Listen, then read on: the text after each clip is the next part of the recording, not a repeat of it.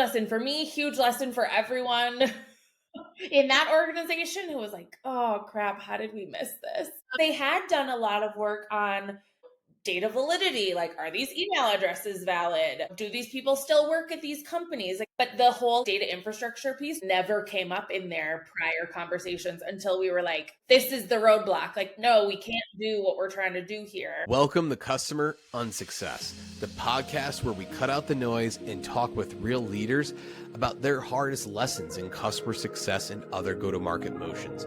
I'm your host, Joe DeGrande, and in each episode, we're going to unpack real challenges from real leaders, failed tech implementations, a strategy that didn't yield results, or difficult customers. But more importantly, we're going to take those lessons learned and share them with you so that way you can avoid those same mistakes with your team. So if you're in customer success, sales, or other go-to-market motions, stick around to hear from the best, and let's dig into it. In this episode, I'm joined by Marlee Wagner. She's the head of customer success programs and strategy at EverHealth with previous roles in ESG and Pure Storage. And she comes from a customer marketing background, which gives her a sharp outcomes-focused lens that CS leaders can learn from. And she brings a raw story about how misaligned data and a rushed rollout led to a failed CS platform launch. And it's a must listen for anyone evaluating new CSPs or any go-to-market solutions. So let's jump into it. Things up, Marlee, it's great to have you on the show. For those who don't know, Marlee, I think we connected, was it about a year? I think it was about a year ago, somewhere in that realm. Now, yeah. Yeah, I think we're pretty much doing the same thing. We're both in digital CS, but Marlee's actually got an interesting background because, and I preach about this too, is where she comes more from a marketing background. And then as I think you and I see kind of eye to eye where digital CS and tech touch and that, and that side of things, it's a lot of elements of marketing when it's segmentation and so on. And obviously I think you were most recently at ESG and then, transitioned to managing both, which is awesome. And I think sounds like you're starting a new role soon. Is that right? Yes, I'm the new head of customer success programs and strategy for EverHealth. Awesome. EverCommerce. So really, really excited about that. Good stuff. Congratulations. That's going to be exciting. It's always nice to get a fresh set of eyes, for both parties, like as far as bringing the experience, but also seeing how things work. So good stuff. But, well, speaking and understanding how things work, I know, I've connected on a number of stories, from implementing different tools and the challenges and trying to understand, how companies work. And sounds like we had some similar stories, I think, about how things could go awry when you're implementing technology. So I'm curious to hear, I'm sure you have a wealth of knowledge. I'm curious to hear your stories of unsuccessful stories and obviously what were the learning lessons, but yeah, feel free to take it away. Okay. So I know we prepped for this a little and I was like, well, I could tell a few different stories, but the one I'm going to tell, I mean, with my background, like freelancing, fractional work consulting, Sure. Being at ESG, who was a customer success agency, right? I have just seen inside so many different environments. So I'm like, okay, which story am I going to pick? Sure. But yes, the one I want to talk about that was like, just still gives me nightmares, was a past client during my time at ESG. I won't name names, but big enterprise company. Customer success was pretty new for them. They were kind of a legacy hardware technology at some point in their journey to the cloud. So CS was a newer concept. So they started their CS organization. They did a whole evaluation and selection of a CS platform. They did all of that before they brought ESG in. So they'd picked the platform, contract was signed, whatever. We were brought in to help with implementation, and then build out the processes, the structure of the organization, all of that. Sure. Well, we are on, I don't know, maybe our first or second implementation call with the onboarding or implementation person for the CS platform. And they're like, hey, well, we were looking at the data structure that you guys use in Salesforce. See, you have a lot of custom objects there around opportunities and think there were even some custom objects around like account parent-child relationships. I don't remember exactly what the setup was, but it was not a standard Salesforce data structure. We'll say that. So it's like this account parent-child thing was weird and custom, and then something about the opportunity field was customized as well. Ooh. Yeah, like we're going to try to see if we can ingest that. And I was like, I'm sorry, try? What? Try to ingest opportunity data? Try, especially after spending that money. And I mean, obviously bringing you guys on and then a tool. Oof. Yeah. So, very long story, sort of short. They were never able to get 100% of the opportunity data into the CS platform because it was built on a custom field. We ended up having to switch CS platforms. I stepped in to help them with the evaluation the second time, knowing what we now know. Picked a platform that was able to ingest those custom fields in a different way. This was several years ago too. So I would actually bet that the platform they moved away from probably can do that now. Sure. Yeah. No, a lot has changed. But at the time, it was just something that like apparently had not occurred to anyone. Again, I was not there for the initial evaluation. Customer success was new. Perhaps there were some challenges in like connecting the dots with RevOps or whoever owned a Salesforce in that first evaluation process. But like, I just remember being like, oh, how did this happen? I'm sure it's not the last that you'll hear about it. And then obviously for the audience, I mean, I'm sure it's happened. I mean, it's funny too, because we talk a lot about, you and I and other, people in digital CS about data, right? And data hygiene, cleanliness, or even having it. But I think some things that are overlooked is actually, which is what we're describing now, it's the actual infrastructure and how it feeds in, but then also how you could feed that data correctly, and if it's possible, into your tech stack, which comes hand in hand. It sounds like that it's something that's a learning lesson there, right? It's just having a deeper understanding of how things flow. Huge lesson. I mean, huge lesson for me, huge lesson for everyone in that organization who was like, oh crap, how did we miss this? Yeah. Because they had done a lot of work on, hey, like, data validity, like, are these email addresses valid? Do these people still work at these companies? Like, they had actually gone through a project recently at sort of like data accuracy, data validity. Sure. They were still working on some access to data on the like product usage data side. But the whole like data infrastructure piece just like never came up in their prior conversations until we were like, this is the roadblock. Like, no, we can't do what we're trying to do here. With the data structure the way it is. So it was a big lesson for everybody. Yeah, no, that's a tough one. And it's tough too, because and also you as like going in there as a third party, right? You had no influence on it. It sounds like at the time you're just kind of going in there and kind of taking some steps backwards and obviously kind of learning, all right, hey, how did they evaluate and so on. And then now it's kind of have to be the bearer of bad news. Yes. Oh, I totally had to be the bad guy. I was like, I really hate to tell you this, but like, can't use the thing you got. God, I'm curious, how long did it take? Right. So that's always actually it's two questions. I'm curious, like, how long did they take to evaluate when they were going through their evaluation process of CSPs? And then how quickly did you identify that this was going to be a problem? Yeah, I mean, I actually don't know how long their initial evaluation process was. Again, it was like pre me being involved, so I just don't remember. Or they told me, but I don't remember that detail. Yeah. But, it was initially identified by the vendor on, like I said, the first or second call. Wow. Call. But there was like, we're gonna try. They were like, we're gonna try to see if we can build some customization on our end. Make it work. Right. So it was like, hey, this is a red flag, but like, we weren't positive for a while that it was like a definite roadblock.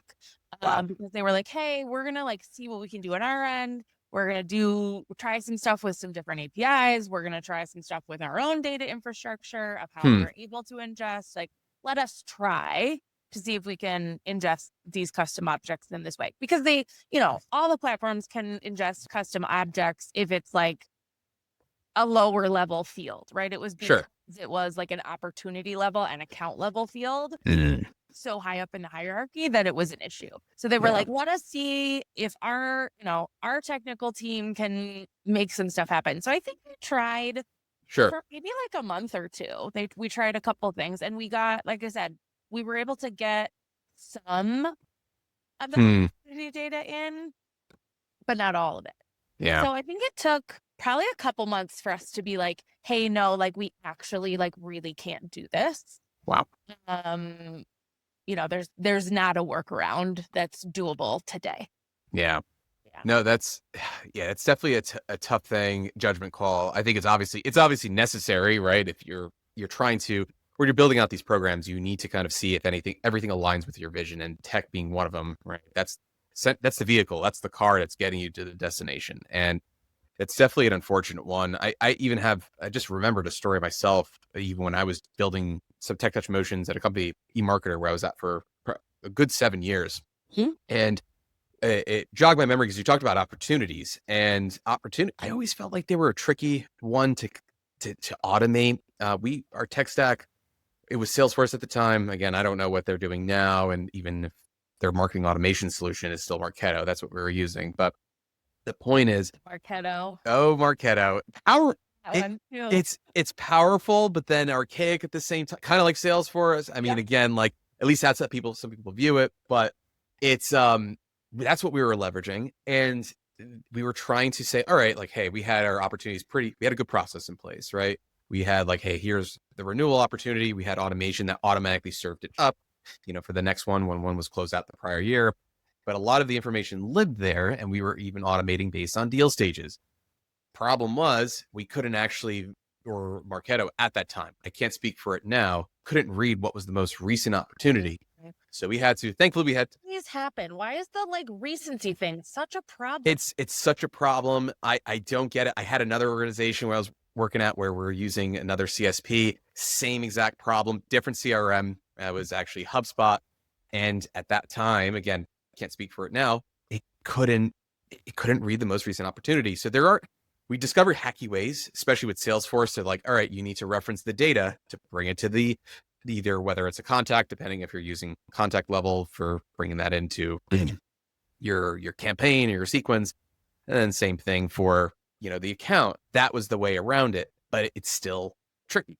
So again, at that time, years ago, same learning lesson, right? So try to understand like what you can actually automate, how it can read it, and then do a couple of tests. But yeah, I'm curious now, right? Like this is, again, goes down to like how probably you and I go and evaluate when building out digital CS programs, tech touch, and so on.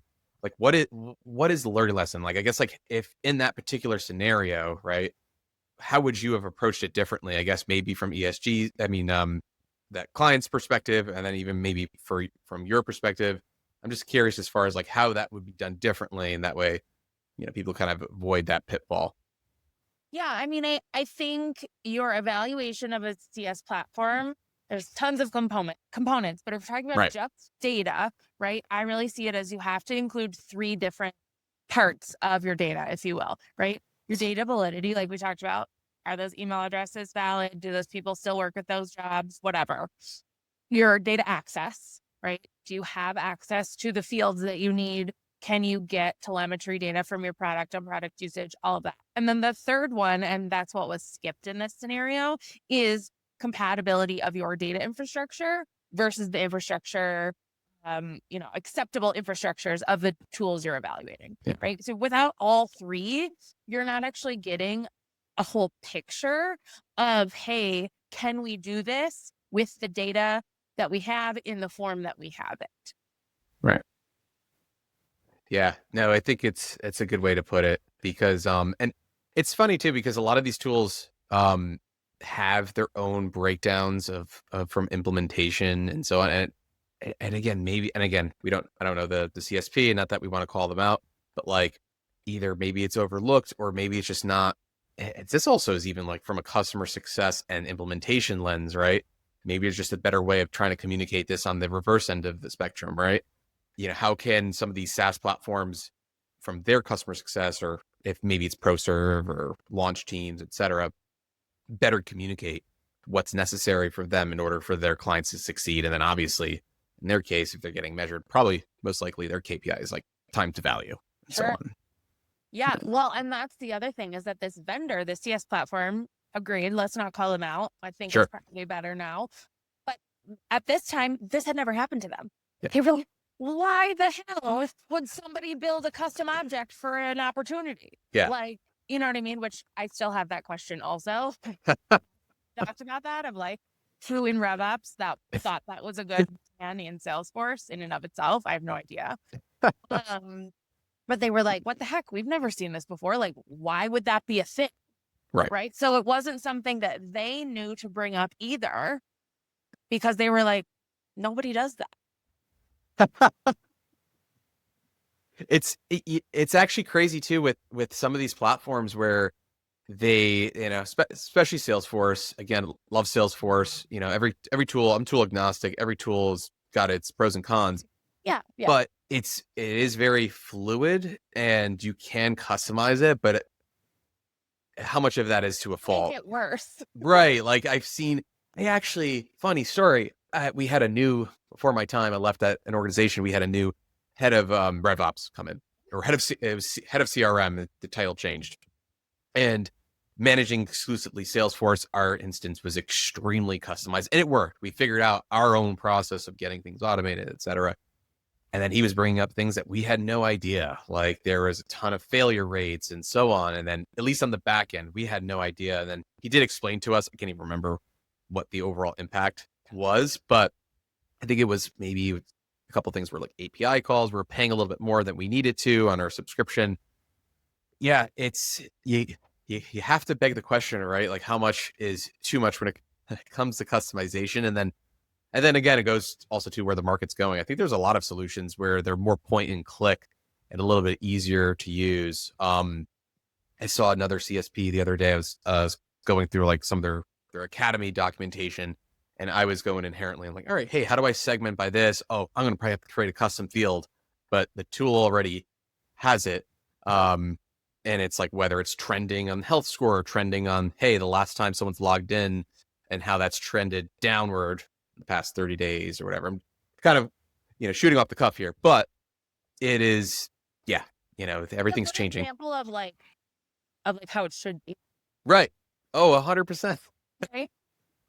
And even like, I think this is a pretty technical conversation that we're having. Yeah. Right? It even like this pushes the boundary of my technical level. And so I'm relative to many customer success people, I would say I'm a pretty technical person. Being on the digital side, having a marketing background, all of that. Sure. And so I think, unfortunately, a lot of CS leaders are put in the position, just like, this CS leader at this client of mine was put in the position to be making a decision about something that was like just too technical for his expertise. Right. Sure. And so I also think it's a really good reminder. I'm going back to like you were asking about what would you do differently? You gotta be best friends with RevOps. Right? You have to, right? Because I believe if RevOps in this company had more investment in the evaluation of the CSP initially, was more heavily involved, like was able to be like, hey, let's talk about, hey, we have this unique data infrastructure. Like, will this work for you? That CS leader would have had an easier time. When it comes down to involving RevOps, and I think it's also not doing it alone, right? Don't do it in a silo. Oh my gosh, yeah, you need to kind of rally the troops together to make sure that you're making the right decision, because it also impacts everybody. I mean, the whole larger business. The other like little tip or trick, your marketing team has integrated a platform with your CRM before. Yes. 100%. Get their advice. What went wrong in their implementation or evaluation of platforms or whatever? Like if this is your first time doing this with a CSP, ask marketing what went right, what went wrong, like what drives them nuts about your CRM today and that integration. That's awesome. I think that's great advice because it goes back to, right, like marketing's goes back to digital CS. It's, D2C companies have been doing essentially digital CS for the longest time, or tech touch, or however we want to define it. And they went through the same challenges before us. And we're just a little bit, maybe arguably, behind on the curve, so to speak.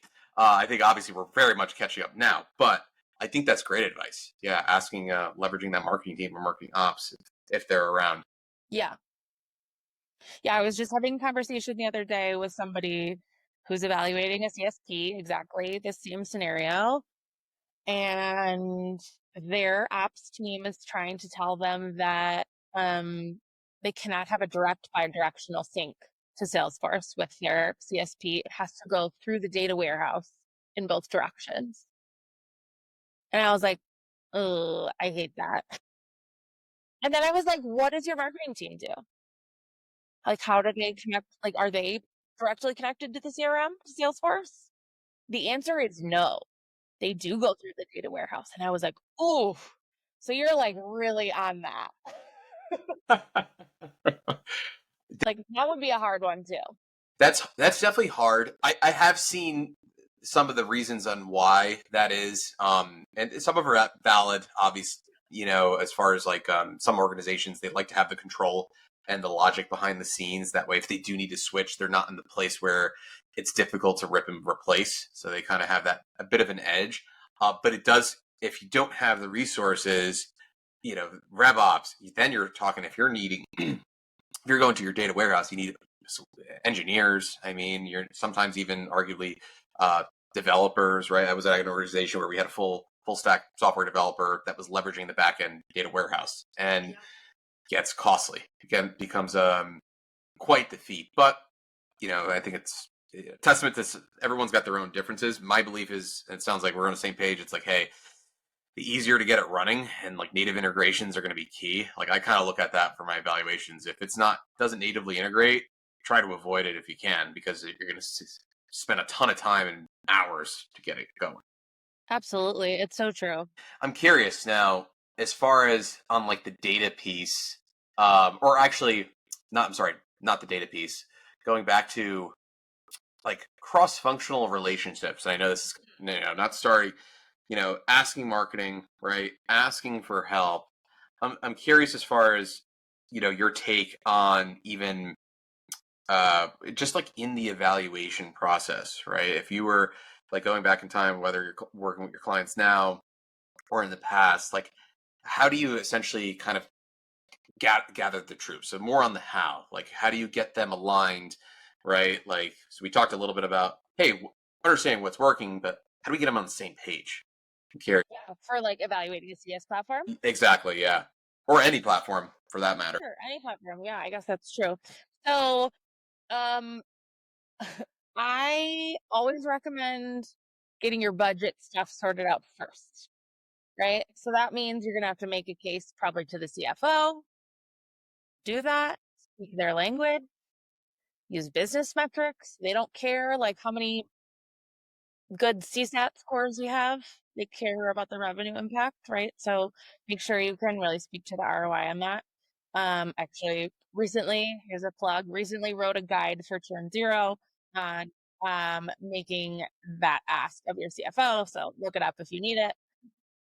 And then once the budget stuff is taken care of, then that's when you need your like broader team, cross-functional stakeholders, right?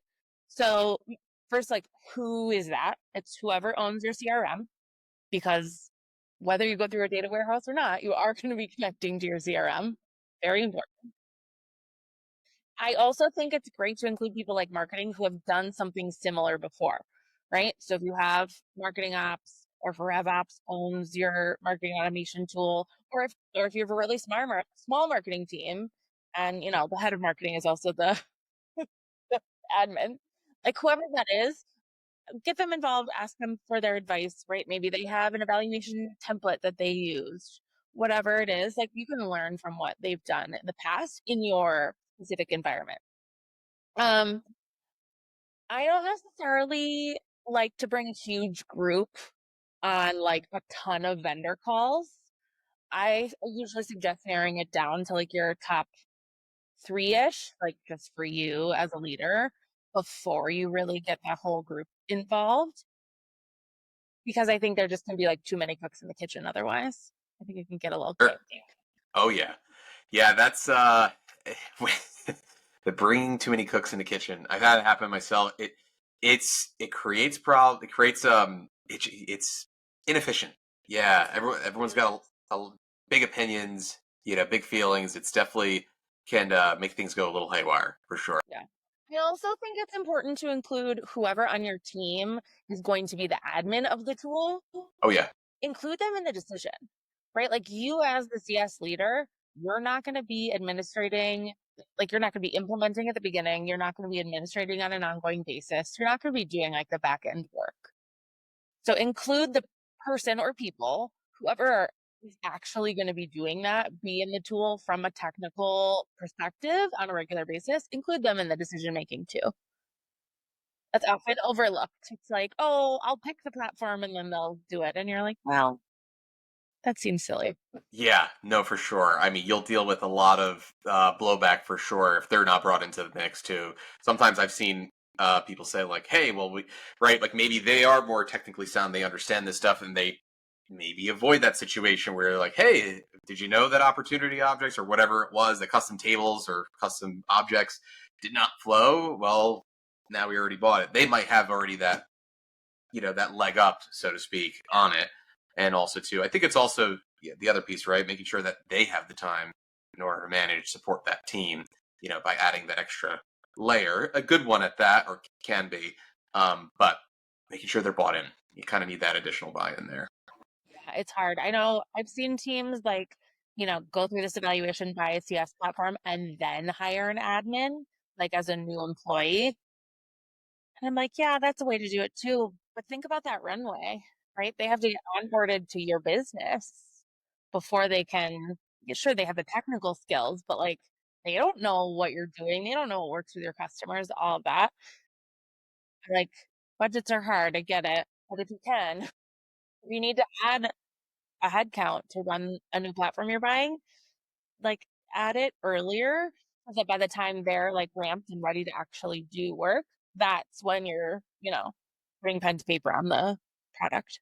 100% agree. I mean, when you bring new employees on, they're not truly, in my opinion, they're not fully effectively doing work within at least, at least 60, that the earliest is 60 days, if not 90, and I think that's just being fair to them, right? I think while they could be pretty, hey, listen, anybody could be scrappy, hit the ground running.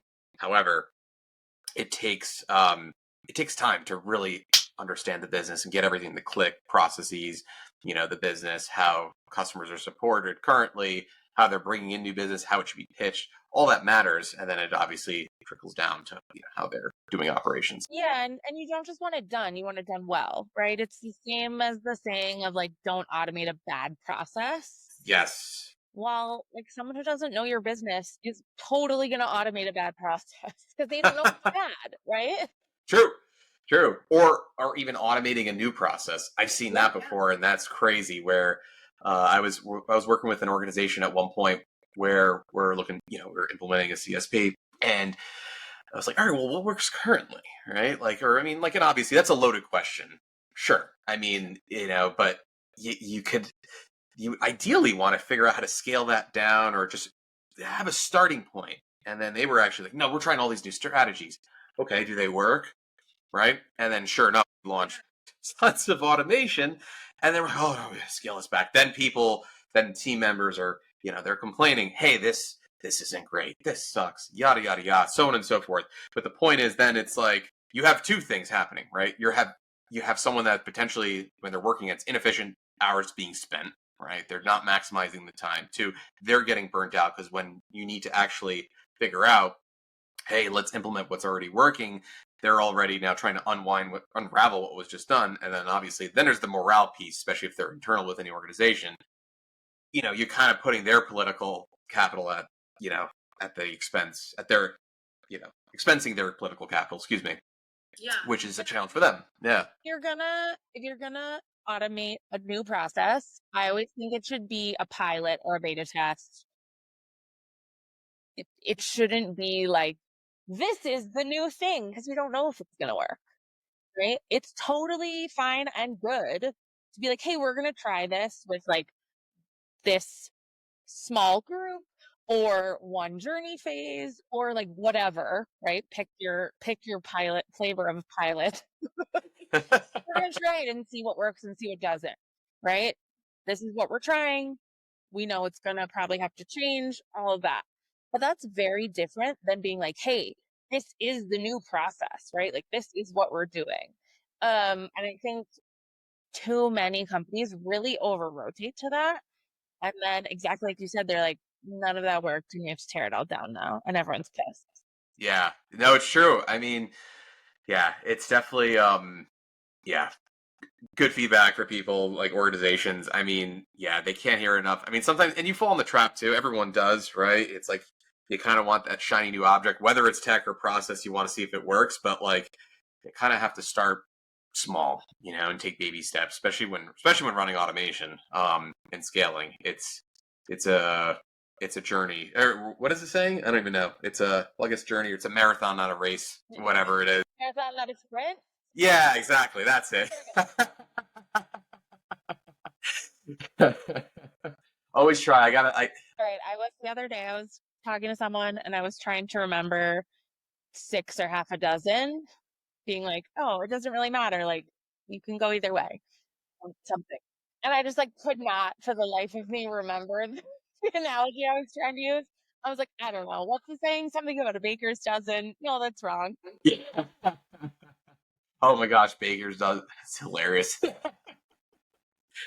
Oh boy. No, good stuff. Well, I mean, listen, this has been a great conversation. I'm always curious though, Marley, like, and I always ask my guests too, like, I got some books behind me and I'm always looking for more stuff to read, and maybe it's not reading, but I'm curious to hear like, how you learn, right? I'm curious on how you picked up. Obviously, it could have been maybe just in the role itself and you kind of just learn, but I'm curious just for the audience out there where there's some opportunities to kind of pick up more of this information, whether it's courses, podcasts, etc. And then, yeah, just curious to hear your thoughts on that. Yeah, absolutely. I mean, I think nothing compares to hands-on experience, trying and failure, of course. But that doesn't mean we can't learn from other people's mistakes and positive stuff too, right? Um, so always love the digital CS or CX podcast with Alex Turkovich. So good. I know you and I both recently chatted with him. He's fantastic. I still love LinkedIn. I know people like complain about it and whatever. There's like LinkedIn influencers now, but if you're following the right people, and you'll know who they are by their content, I think there's a lot to be learned and really valuable conversation to be had, right? It's an opportunity to engage in both directions, right? Versus just a podcast is like, you and I are talking, but then someone listening is just listening. They can't ask us questions. So the thing I do really love about LinkedIn is that you can be like, hey, wait, you said this. Why did that happen? Tell me more about this detail. Like, I'm struggling with this. Was this the same as your scenario? You can have that back and forth dialogue. So I know LinkedIn is annoying sometimes, but I still think it's a really good place to learn and connect. No, for sure. No, I agree. I think it's definitely. I do still think it's a great place to connect. I mean, yes, every social media platform has its peaks and valleys, and Facebook being one of them, right? Like it was hottest thing like what, maybe 15 years ago, and now it's like, oh no, that's for my parents or grandparents. But but no, I think with LinkedIn, yeah, I think that the back and forth, or bi-directional communication is it's a good thing, right? You can learn a lot from a lot of great people. And yeah, I mean, you have to filter through the noise, but there's a lot of great people on there to learn from. So, and there are awesome like online communities, in-person communities, the Digital CS Connect. Slack channel is amazing. Um, Sorry you're not invited, Joe, but the Women of Customer Success organization is fantastic. I'm one of the leaders of the Denver chapter here, and they're all over the world. And like, opportunities like that to connect online and in person too. Take advantage of them because those one-on-one conversations are just invaluable. 100%. Totally agree, for sure. Especially in person. I think we can't get enough of that. I think it's a good thing for people to kind of get back with it in person where you can. So good stuff. Where can everybody find you, Marley? Find me on LinkedIn. I'm pretty sure I'm the only Marlee Wagner out there, so I'm not hard to find. Good stuff. Awesome. Well, I really enjoyed our chat, Marley. Thanks again. Good luck on the new role when you do start. And appreciate you coming on the show. Thanks for having me, Joe. Great to talk to you. Great talking to you. That's a wrap for today's episode. Thanks so much for listening. If you got some value from this conversation, hit subscribe, leave a rating or review, and share it with someone who's also out there trying to build a better customer success or go-to-market strategy, even if it's messy along the way. And if you want more frameworks, tools, automated playbooks, check out jodastechtouch.com and subscribe to our newsletter. That link is in the description. Thanks so much for being here. Keep building, keep learning, and I'll catch you on the next one. Quick note before we wrap. This podcast is for educational and informational purposes only. The ideas and opinions shared here are of my own or those of my guests, and don't reflect the views of any current or former employers, clients, or partners. We might reference tools, platforms, or companies, but nothing shared here should be taken as fact, endorsement, or criticism. Do your own research and always consult your team or legal counsel when making any business decisions. This content is not legal, financial, or business advice. It's just us sharing what's worked, what hasn't, and how we've learned from both. So thanks again for joining us. We'll see you next time.